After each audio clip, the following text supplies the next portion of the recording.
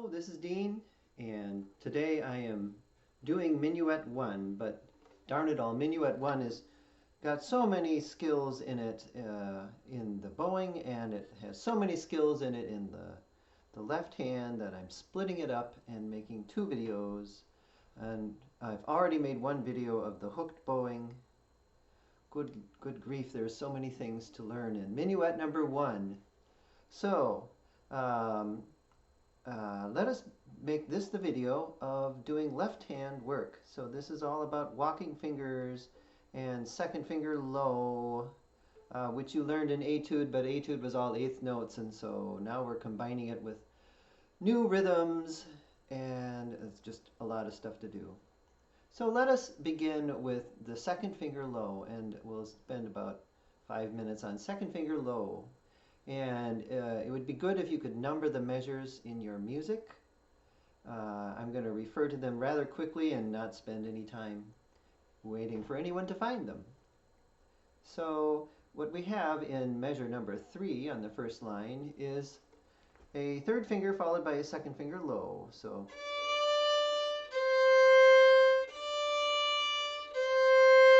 we should practice that. Because we are approaching the second finger, the third finger from an open string, we should practice having only the third finger down and then the second finger. I do not care about bowing. We'll work on that in another video. I just care about the fingers doing the right things. So let us try doing that now. We're going to do third finger and then second finger low about 5 times in a row without pausing. Here we go.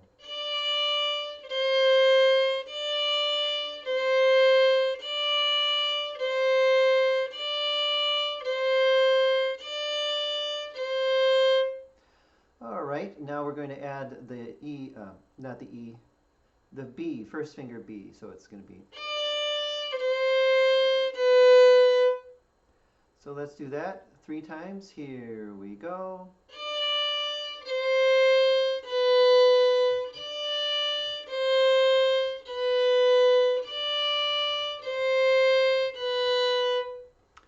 There we go. And now we are going to do the second finger high and second finger low. We have that, I'm jumping around as you can see. I'm now going to go to measure 15 in the third line. It's the first, in my old edition, it's the first measure of, I'm sorry, the fourth line. And we have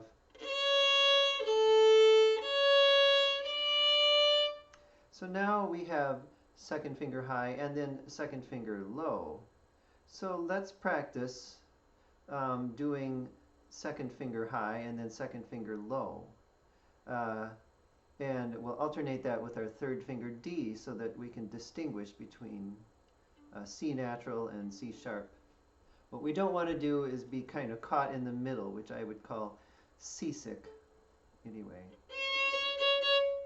So here we are, C sharp, D, C natural, which is second finger low, and then D. We'll do that 4 times. Here we go.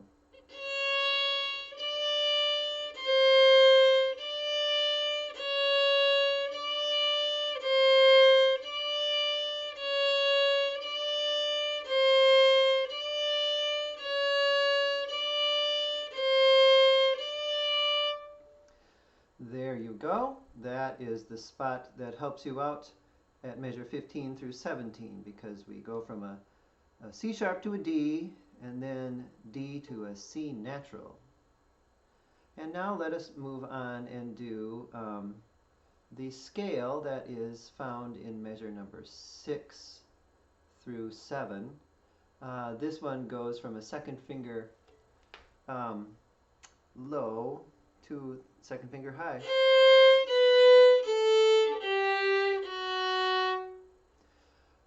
So we'll do 2 exercises. We'll do that scale forwards and backwards.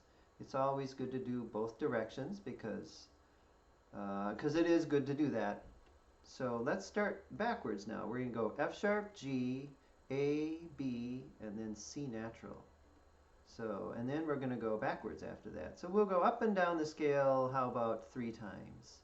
Here we go, F sharp.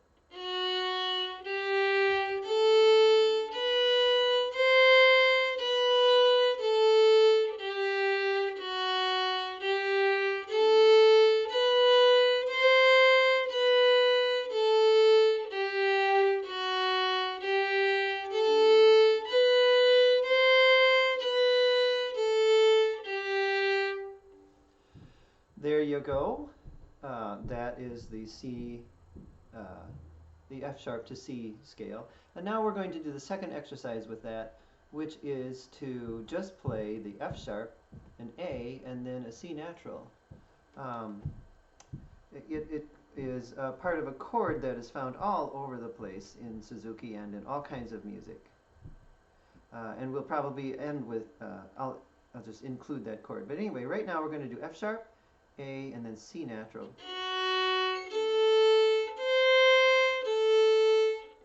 Okay, let's do that 4 times. Here we go.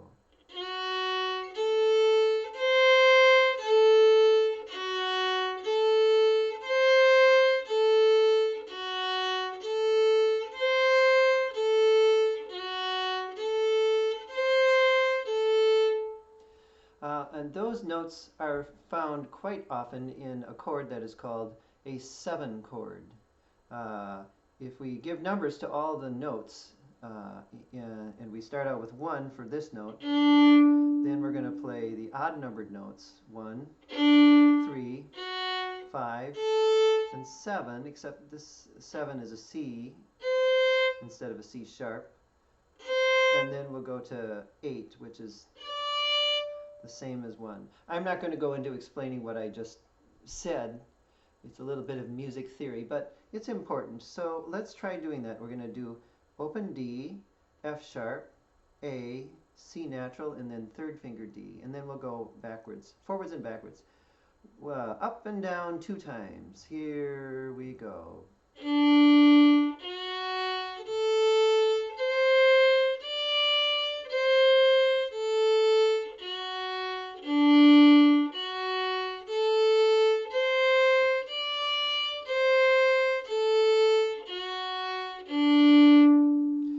Might recognize that this is almost the same as, for instance, May Song, which has the A major arpeggio. And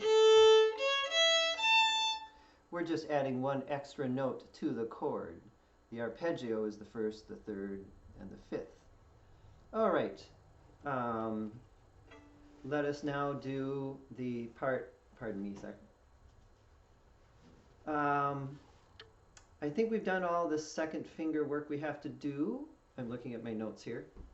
And so now I would like to do one of the big challenges is now figuring out where 2nd finger goes in relation to 4th finger. So now I'm going to do the how are you. It sounds like how are you, like, well, I'm sure you're thinking I'm a little nuts about that, but it just reminds me of like a doorbell that you ring and you get doing, doing, doing, coming, I'll get to the door in a minute. So anyway, I just think of that and I just call it the how are you. For those of you who are interested, it is in fact a C major arpeggio in an inverted form. So we put the 5th on the bottom, a 2nd inversion. Right, for all of you nerds who love music theory. Anyway, so this is found in the last note of measure 5, 1st note and 2nd note of measure 6. And we want to leave the 3rd finger down, and then put 4th finger down, take 3rd finger off, and put 2nd finger down low. So to have a disciplined approach to when to take that 3rd finger off, let us do tucka tucka stop stop, and I take it off on stop stop. All right. Is that any better? Not too much better. We'll just keep it here. All right, so 3rd finger G, 4th finger E, 2nd finger low, C natural with tucka tucka. We'll do it 2 times. Here we go.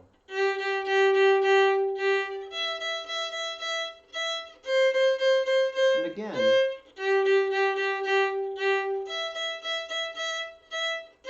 One more time. 3rd finger off. I just realized I told you how to do it and then I didn't actually do it myself. And now let's try it with just 2 eighth notes for each pitch. and then I would take my third finger off on the second eighth note. So here we go with that pattern. Here we go. Again.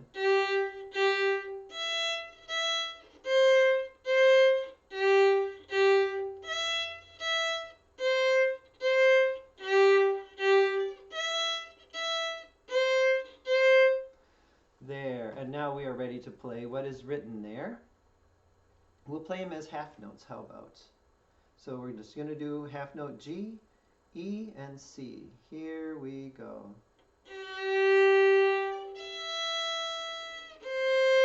Again.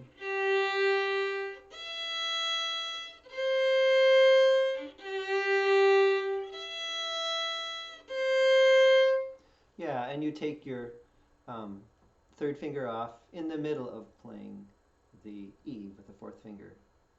All right, we're not going to incorporate it into the piece. You can do that on your own. It's a long video already.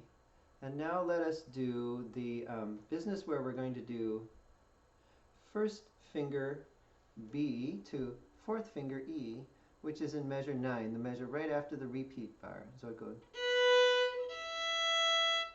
And then what's also important is to do the C sharp after that. So I leave all of my fingers down when I put my fourth finger down. And in the exercise we had just done, we only had fourth finger down. Like, goodness gracious, only one finger down on the violin and the second finger doesn't know where to go. That's why we practiced it. It does know where to go because you practiced it. And now we're going to do measure 9 now. So we put our first finger down and then all the other fingers go down with fourth finger. And then we're going to add in C sharp. So that would be a second finger high, like this. Let's do that a few times. Here we go. And again. One more time. Now let's do the right rhythm here. So it's like 1, 2, 3, 1. All right, here we are, measure 9 with the right rhythm. 2 and play. 1, 2, 3, 1. And again. 1, 2, 3, 1. All right. And now, just for good measure, I think we could probably work on doing the E to C sharp and then E to C natural. So we'll combine the previous exercise a little bit with this one. So we'll go.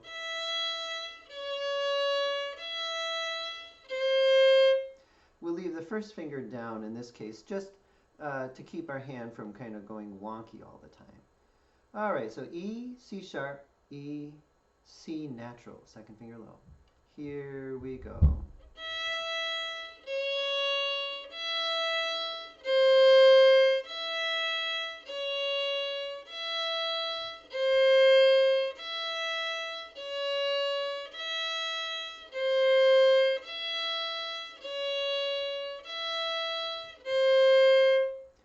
I don't know if you noticed, but I lifted my second finger off. And as I went from C sharp, so I went. And now fourth finger, second finger's in the air, and walks to the other location. You'll have less tension in your hand as opposed to just making your finger go back and forth on the string.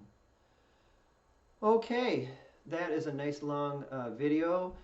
Probably a little unrewarding to you because we never actually played Minuet number 1, and in the next video we will. So enjoy the next video. It's bowing work. All right, see you later.